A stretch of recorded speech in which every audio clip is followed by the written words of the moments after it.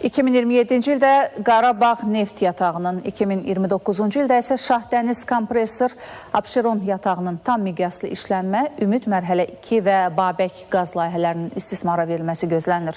Bu barədə Energetika naziri Pərviz Şahbazov Bakı Enerji Forumunda məlumat verib. Forumla yanaşı 31-ci Beynəlxalq Xəzər neft və qaz sərgisi də işə başlayıb. Sərgidə 45 ölkədən beynəlxalq və yerli şirkət iştirak edir. 2025-ci ildə Avropa İttifaqının boru kəməri ilə təbii qaz idxalının 8,1%-i Azərbaycanın payına düşüb. Energetika naziri Pərviz Şahbazov Bakı Enerji Forumunda bildirdi ki, son dövrlərdə baş verən geosiyasi hadisələr və təchizat riskləri enerji təhlükəsizliyi məsələsini, yəni reallıqda ölkəmizin rolunu daha da aktuallaşdırıb. That's why we are working together.